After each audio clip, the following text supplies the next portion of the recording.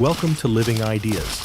In this episode, you'll witness how a man turns a living giant tree into a warm, handcrafted survival shelter. No concrete, no nails, just nature, patience, and skill. From clearing roots to crafting walls and learning how to live in harmony with the forest. This is the art of surviving wild inside a tree. First things first, I need to clear out the wild plants growing inside the tree hollow and sweep away the dry leaves scattered around. This will give me a clean foundation to start shaping the shelter. With a shovel in hand, I begin leveling the ground inside the tree. This flat surface will become the heart of my shelter, the living space. Just outside, I'm carving out a small open area, a front yard, nature style.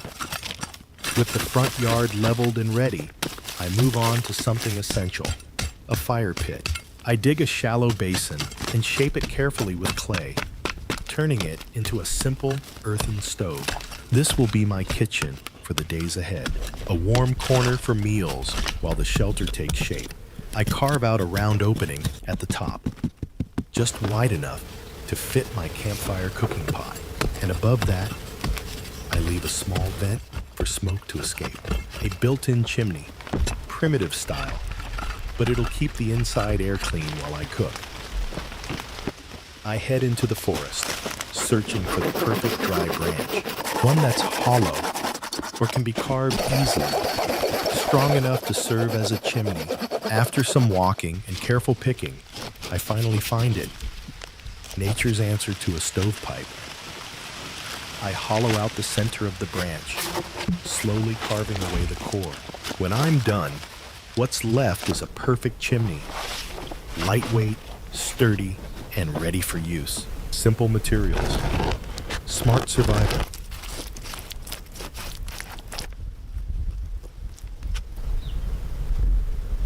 With the chimney ready, it's time to gather the bones of the shelter. I head back into the woods, searching for dry, sturdy branches, the kind that won't bend or rot easily. One by one, I cut them down and haul them back. These will form the walls, the frame, the skeleton of my forest home. Before I start stacking walls, I need to shape my building blocks. I build a simple X-frame stand, stable, practical, and just the right height. On this, I'll place each branch and cut it down into even, rounded segments. Primitive forest bricks, made by hand, one at a time. With enough wooden bricks stacked up, I shift my focus to the entrance. I carve a solid door frame from raw timber, trimming it to fit snugly, and drilling precise holes at the joints to lock everything tightly in place. For a touch of natural craftsmanship, I chisel decorative grooves into the surface, making the wood look like it's made of stacked grain bricks. A small detail, but one that makes the whole structure feel hand-built and alive.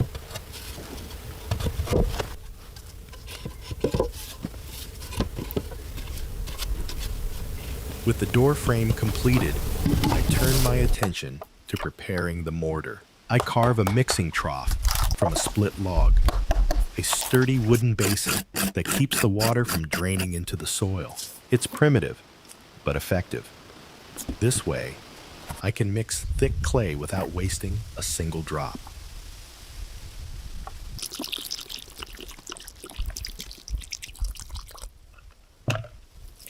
I knead the clay thoroughly until it becomes sticky and smooth, almost like natural glue.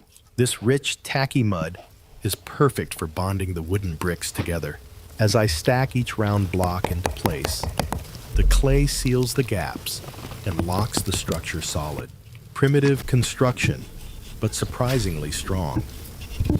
I stack the wooden bricks in perfect alignment, row by row, and the grain patterns form a natural, beautiful texture across the wall. Each block fits snugly, and the clay holds it all together like ancient masonry. Above the door frame, I carve out a hollow log to serve as a vent. It lets fresh air in without letting warmth escape. Practical, and it adds a rustic charm.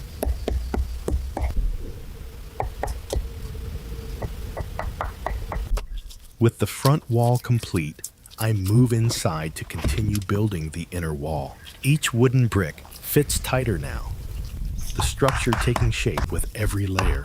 Then I turn to the back, carefully stacking more timber until the shelter is fully enclosed. To survive the cold forest nights, I build a fireplace inside, dug right into the wall. It's more than just heat. It's comfort, safety, and a beating heart for this wooden home. The fireplace is built from stone, solid, heat-resistant, and timeless. I attach a tall chimney, rising above the roofline. That way, the smoke escapes cleanly, and the air inside stays fresh.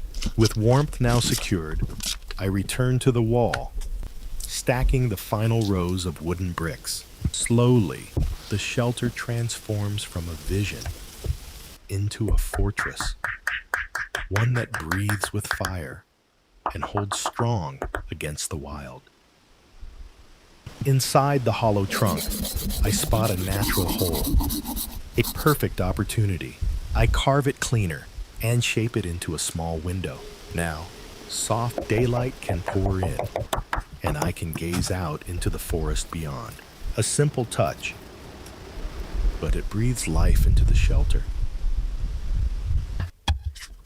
Right beside the fireplace and under the window, I drive solid wooden stakes into the ground. Using wooden pegs, I lock the bed frame in place, firm, stable, and level. Then I cut a set of evenly sized branches, tying them tightly together with jungle vine. Just like that, I've built a simple yet sturdy bed. After a long day in the wild, this is where comfort begins.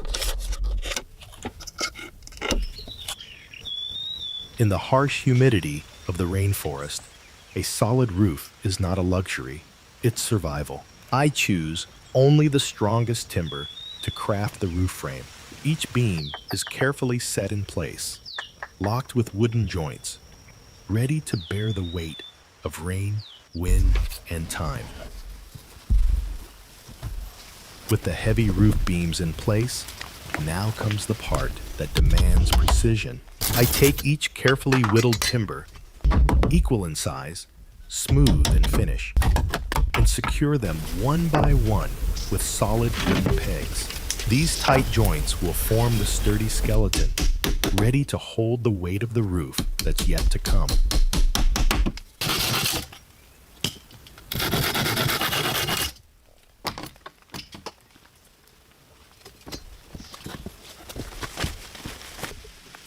With the frame complete, it's time to cover the roof. I head back into the forest and find a special kind of wood. Tough on the outside, hollow on the inside.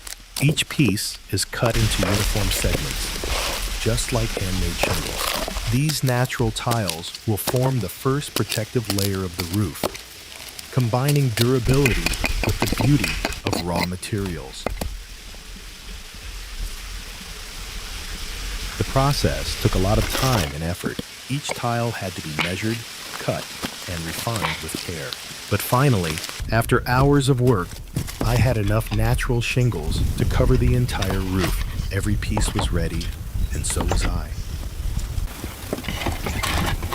The roofing process finally began. I started from the bottom, laying each tile with its curve facing upward to catch the flow. Then, layer by layer, I overlapped each new row facing downward, like natural shingles locking into place. This method creates a miniature rain gutter system, allowing water to run down smoothly without leaking inside. It's a simple trick from nature, and it works like a charm.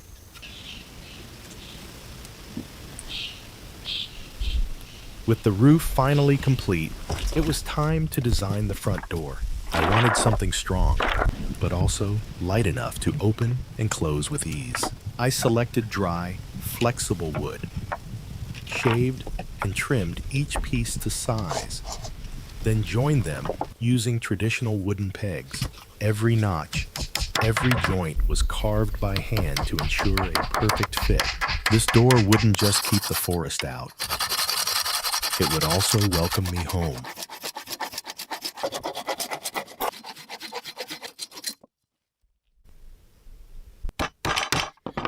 To make sure the door could open and close smoothly, I designed a simple yet effective wooden hinge system. Using carved dowels and a notched frame, I created a pivot that was strong enough to hold, but loose enough to swing freely. I tested it a few times, and to my surprise, it worked flawlessly. No metal, no screws, just wood, precision, and gravity doing the work.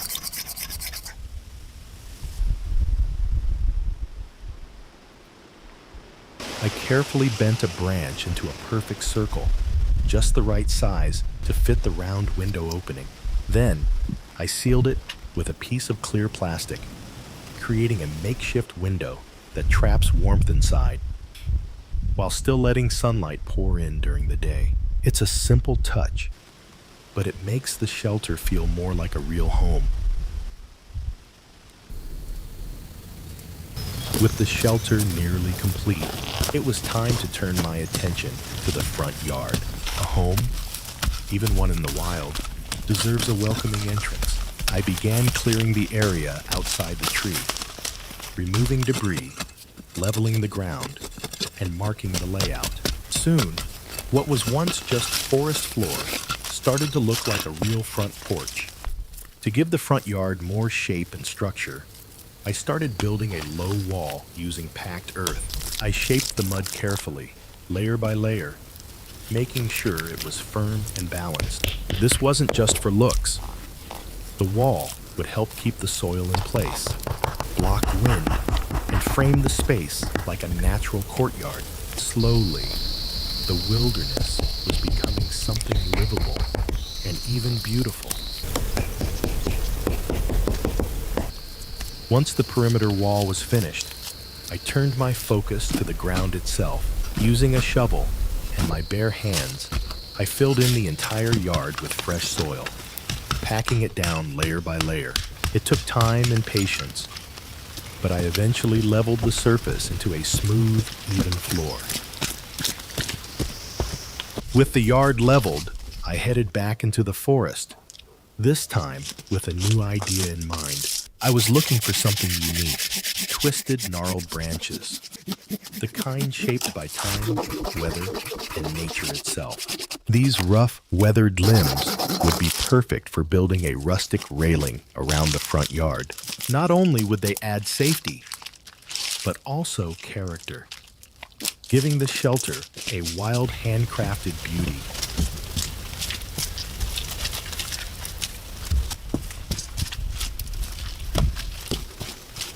After gathering enough materials, I cut the twisted branches into shorter sections. Each piece was carefully shaped and joined using wooden pegs. No nails, no glue, just precision and patience. One by one, I connected them into a rustic railing that wrapped around the front yard. The result? Way better than I expected. The irregular shapes gave the fence a natural elegance, like something straight out of a fairy tale forest.